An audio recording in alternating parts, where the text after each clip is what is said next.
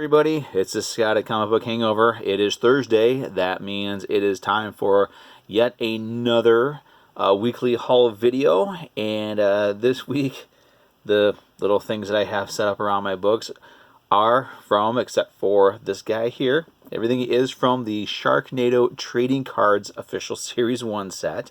I am a huge Sharknado fan, so having an opportunity to get some trading cards, something I had to take advantage of. And actually, this box here, was unopened, was a gift from my local comic shop, because I do quite a bit of stuff, to help them out. I am always promoting the store, always talking about it. Even my regular job, send people down there if they're looking at comic book movies. Just tell them, hey, this is where you need to go. This is where it's happening at. So he gave me this. Now this is kind of cool. These packs here, they're not regular wax packs like you would get from Topps. They are actually they have a seal, a tamper-proof seal on them. So you open them up, and I've already opened some of these. So first thing you see is inside every wrapper is your checklist. That is actually kind of cool. So you're guaranteed a checklist with every one you get. And you get, this is all just from Sharknado and Sharknado 2. There's a little bit of the story on the back. There are some gimmick cards, of course. There's bloody cards. There's cast member cards, 3D cards. It even comes with a pair of 3D glasses, so you can look at the 3D cards. But it's a fun little set. You also get one of these guys with each box for Sharknado 5, and on the back is kind of like an uncut sheet. I've seen this advertised on Amazon or eBay as an uncut sheet. It's actually just a promo postcard size card. Also, every pack you get a metal card. Mine is actually one of my favorite movie posters from the series, Sharknado 3. Oh, hell no. So, anyway, I'm a huge Sharknado fan. I could talk about Sharknado forever. Anybody else out there who's a Sharknado fan, go ahead and click that like button. Maybe comment down below. Let me know what your favorite Sharknado movie is. I would love to just talk Sharknado. So, but let's get into our comics. So this week, I didn't have a lot of money. I actually had a lot of books come in, but I couldn't afford to pick them all up. Actually, I had enough money to pick up 2. So there's going to be a lot of back issues in this week's video. So the first one I did grab, though, that I could have definitely afford outside my regular books, was this one here. This is Harley Quinn Broken Glass. This is a special edition, sort of a preview. Features the first chapter of the graphic novel by the same title. It's black and white. I haven't read it yet. I don't know anything really about it. But anytime I get these little promos, I do like to bag and board them and put them in my regular box with my regular comics.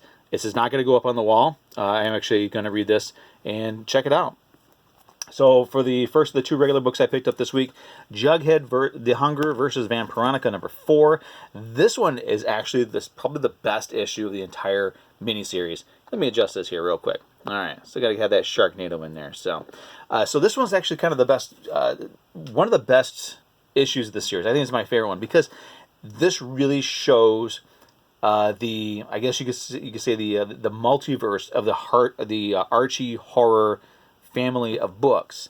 Now, before this book happened, it was kind of explained that Jughead the Hunger, Vampironica, Afterlife with Archie, all these horror books that Archie Comics does, they all exist in their own separate reality. And this issue, more than anything, really focuses on that point. You've got Sabrina the Teenage Witch trying to explain to Jughead and Veronica and the Archie gang from the Jughead the Hunger universe what is going on and how actually dangerous this situation is. And in doing so, she's showing them all the different realities of the Archie Comics universe. So they show classic Archie, they show modern Archie, they even have a quick nod to the Riverdale TV show. And there's even a part in this issue here where you find out where Sabrina is from, which reality is hers, as she's trying to explain to everybody what needs to be done to stop all this madness, because what happened to put Vampironica and Jughead in the same universe is actually going to destroy everything. It is one person that caused it. There is a way to solve it. Of course, it does involve a book of evil. It always does. But while she's trying to explain this, you see in her universe, she's being overrun by zombies. And as she kind of alludes to that, saying that in her reality, she has a problem with the afterlife. So clearly, this Sabrina's from Afterlife with Archie, which makes me really wish Archie Comics would get off their duff and get that book going again, because that was a really fun series. And I'd also like to say, after reading these 4 issues that involve Jughead the Hunger, I am going to go back and grab the trades for that series, because that's I'm not a werewolf guy, but this was actually really interesting. I'm really liking this. So the other one that I picked up, couldn't resist, Mighty Morphin Power Rangers number 42. This is continuing the Necessary Evil storyline. And I got to admit, though, this issue here was kind of confusing for me. Maybe it was because I was really tired when I was reading it, but it kind of jumped everywhere and was slightly disconnected. But just as I like to do with a lot of books that I read, I'm going to give it the benefit of the doubt. And I understand that it's going back and forth between Mighty Morphin and Go-Go. So, you know, this will probably make more sense when I read the next issue of Go-Go. But I'm going to go back and reread it again, because as I said, I was really tired when I read this book last night. So I'm going to read it again. But it's getting to be a really fun series. I mean, it's going to be hard to top Shattered Grid, but Necessary Evil is coming very, very close. Next week, I will be getting the foil variant cover, because I'm getting all the foil variants for this storyline. I've gotten the first 2, so I got Pink Rangers this month. Can't wait to have that on in my collection. So those are all the new books that I picked up this week. So going with the back issues for my collection, I am on issue 6 of the Sensational She-Hulk series. So I decided that going along with that issue 6 theme, all of the back issues that I grabbed out of my comic book collection today are going to be the 6th issues of their respective runs. So starting with Darkhawk number 6. Now, I know Darkhawk gets a lot of flack. For some reason, there's people online who don't understand what makes this character cool. And it's kind of one of those things that, if you understand like me, I understand what makes him cool. I mean, to me, personally, on a personal level, my affinity for this character is mainly because when I started collecting comics, it was with Ghost Rider, who was essentially a legacy character. I did check out, Silver Surfer and some of those other characters I knew, like Fantastic Four, Spider-Man, those guys. But Darkhawk was the first book that I picked up with issue 1 that was not a legacy character. He was an original character from the 1990s, and he was somebody that I was able to sort of get in on the ground floor with. And so that's why Darkhawk and even Sleepwalker are characters that mean a lot to me personally, because they were the first original characters that I got into. But outside of that, in general, I guess the best way to describe the love and the devotion that people have for Darkhawk, the best way to describe it is if you get it, there's no explanation that's necessary, and if you don't get it, I don't think there's any explanation that's going to be good enough to sort of paraphrase Jeff Jarrett. So he's one of my favorite books, one of my favorite characters. I have read this entire run a couple of times. I do have the entire run. Got a couple of copies of issue 1, and I think I have a couple of copies of the last couple of issues as well. So next one is going to be Fables number 6. This series surprised the heck out of me. I only picked up the first issue of Fables because I liked the cover, and it was kind of a small week for me. So I just picked up the book and didn't really expect to read it. The next week I also had another small week, and I remember thinking, I need another comic book to read, and that was sitting on the top of my boxes. Hadn't filed it away yet, so I figured, why not? All right, what the heck, I'll read this Fables thing. And reading the first issue, went to, let me check out the first storyline. And that led to, well, let's see where it's going to go after this. And that led to buying every single Fables comic they ever put out, including the prose novels, the Peter and Max novels. I've got both the hardcover and the paperback version of that. Got the 1,000 Nights of Snowfall. I've got everything. I think there's a couple of variant covers that I may not have, but Fables, an amazing series, an absolutely amazing series, and one that I'm getting the trades for, because I do want to read this one again. So Fables, if you haven't checked it out, definitely check it out. It's one of Vertigo's last really truly good series. Freddy vs. Jason vs. Ash number 6 of 6. This was the comic book adaptation of the idea for the sequel to Freddy vs. Jason. It's pretty much all you can say about it. So I also like the cover. Moving on. Ghost Rider number 6, because anytime I'm going to have something like this, I got to bring out a Ghost Rider comic. One of my absolute favorite Marvel characters of all time. Ghost Rider. This is the character that got me into comic books back in 1990. So this is a character that means a lot to me. So me personally, hated the movies. Not really too fond of what they've been doing with the character in the past 10 years or so. The Robbie Reyes Ghost Driver version is not one of my favorites, but Marvel is bringing back the Johnny Blaze and the Danny Ketch Ghost Riders, and hopefully they can explain what's going on, why they're both Ghost Riders again. I haven't been following it, so I don't know.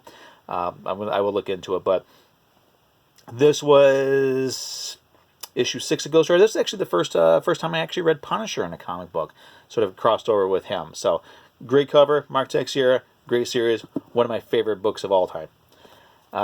It Girl and the Atomics #6. Now I'm pretty sure I featured It Girl on my videos before. Michael Allred's character, she's an amazing character. She is able to absorb the properties of anything that she touches. So if she needs to get from the top of a building to the bottom, and she can't use the stairs, she needs to jump off. If she grabs like a leaf or a feather, then she becomes as light as the leaf or the feather, and she's able to jump off, and she's fine. If she needs to go through water, she can touch the water, she becomes the water. She's a really awesome character. And this is Mr. Gum. He's, well, gummy. But It Girl is when it comes to independent characters and characters that are criminally underutilized these days, It Girl is the top of my list. She is awesome. And Sensational She-Hulk. Not to say that She-Hulk isn't awesome. This is still... I'm really actually enjoying reading this series, an issue a week as I'm going along here, because this is fun. So in this one here, she's her, and she ends up hooking up with Razorback and one of his friends as they're looking for U.S. Archer. I think he was a character who was like a space truck driver.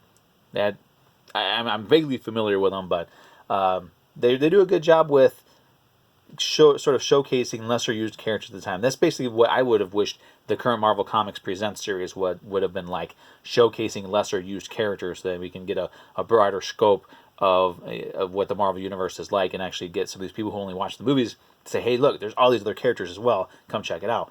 But Sensational She-Hulk, this is actually a very fun series. I do recommend this one. If anybody is willing to go out and grab the back issues for this. I think there's a trade paperback that collected the first 5 or 6 issues, but definitely look this out. Look into this one. This is a lot of fun. Great series. Shock Suspense Stories #6. I am a huge EC Comics fan. I don't have a whole lot of them. I think I only have one original Tales from the Crypt, one original Haunted Fear that I'm going to be sending in to get graded. But I love EC Comics. These were some of the first independent comic books I ever got into, and showed also these were the family of books that showed me that there is a vast and rich and wonderful history of comic books, and just everything about these books just amazed me when I discovered them. From just the way just the purely simple way that they set up their covers, to the art. This is a Wally Wood piece. I mean, this is a comic book from the 1950s, which is originally a 10-cent comic book, throwaway entertainment, but that is some gorgeous art. I mean, there was not a lot of books coming out in these days that had this kind of craftsmanship with their covers. And even the interior art was just as good as well. But the other thing that made EC Comics really fascinating for me was, you get these people that have always had this misbelief that if you read comic books that somehow you're going to become illiterate. If you look at an EC comic, and I'm sure other comic books from the era, but I focus mostly on EC. If you look at their books, there was so much reading in those stories, because each story only had 4 pages for you to get a fully fleshed out world, fully fleshed out characters, and fully fleshed out script. So they had to put a lot of dialogue in those panels, and they did an amazing job. I mean, these are some of the most talented people in all of comics, bar none. And as far as horror comics go, suspense comics go, even by today's standards, these are some amazing comic books. If you've never read an EC comic, I do recommend you hunt some down. There's loads of reprints. This is actually one of the reprints from a line back in the 70s, I believe. This is from East Coast Comics. They put, I think, 6 or 8 of them out. I have most of them. I'm still on the hunt for the ones that I need. But enough praising EC Comics. I just absolutely love them. Then there is Simon Dark. This one was an interesting series written by Stephen Niles, who also did 30 Days a Night. But this one was sort of a horror series that was in DC proper. He was based in Gotham, and I To be honest with you, I don't really remember too much about him other than it was super creepy. And when he got into a fight with Batman, he actually did hand Batman his. He got the better of Batman, which was amazing. But great art. I remember the story being really creepy. I'm missing a couple of issues of this. Once I get those last couple of issues, I will be reading this. Probably the same way I'm doing Sensational She-Hulk. Sleepwalker, the other character from the 90s that means a lot to me, is kind of gets a lot of disrespect now because the newer fans really don't seem to understand classic comics or comics from the 90s. But he's one of the few that came out in the 90s that actually is really cool. My own personal opinion, I really love this character. The last one for this week, because I wanted to wrap this up, I didn't realize how long this was going. Thor the Mighty Avenger. This was an out-of-continuity, all-ages book featuring Thor, written by Roger Langridge, who is known for writing Muppets comics, and with art by Chris Samney, who just knocks every issue out of the park. This, if you're looking for a fun, just a pure fun Thor series, Thor the Mighty Avenger, which is available on trade paperback, is definitely one to check out. I mean, this was just pure light-hearted entertainment from beginning to end. I mean, it didn't really get any better than this. So that's the last book that I grabbed this week. Truth be told, I also wanted to focus on this one because it has Fin Fang Foom on the cover, and he's one of my favorite characters. So let's go check out the wall. Yeah, so this week's wall looks like an oldie station of sorts. I mean, we got books from the 70s, books from late 80s, 90s. Man, this is actually kind of cool. It makes me feel younger looking at all this stuff. So anyway, these are my books. I'm sorry I wasn't able to pick up a whole lot this week. Next week, most likely, this entire wall is going to be filled with nothing but new issues. I might be taking a break from She-Hulk because I'm going to have the rest of this week's books plus next week's books. So, and hopefully the next video is not going to be this long. I really do apologize. Thank you for hanging out with me. Thank you for sticking out to the end. So I'm just going to go ahead and wrap this up. My usual, when you go to your comic shop, check out stuff that you haven't normally checked out before. Check out stuff that's new for you. There's a lot of back issues, a lot of great stuff that it's just waiting there to be discovered or to be rediscovered. Talk to other people who have been reading comics for years. Let them give you some recommendations. A lot of these books are dollar bin books. A lot of these books only sell for like $3 or $4 in back issues. Not every book that's worth reading has to be a key issue or has to be worth so-called a lot of money, quote unquote, a lot of money. A lot of the best books, like It Girl, like Thor the Mighty Avenger, a lot of the best books just aren't going to be worth that much, but they're worth more than their weight in gold in entertainment. Worth more than a whole full long box in entertainment. So, yeah, that's it. Again, thank you for hanging out with me. Sorry it took so long to do this video, even though there's all back issues. I kind of have a tendency to start rambling when I'm talking about older comics. So, feel free to, like the video, subscribe, comment down below, share the video, and we will see you on Sunday with a brand new Signature Sunday. See ya.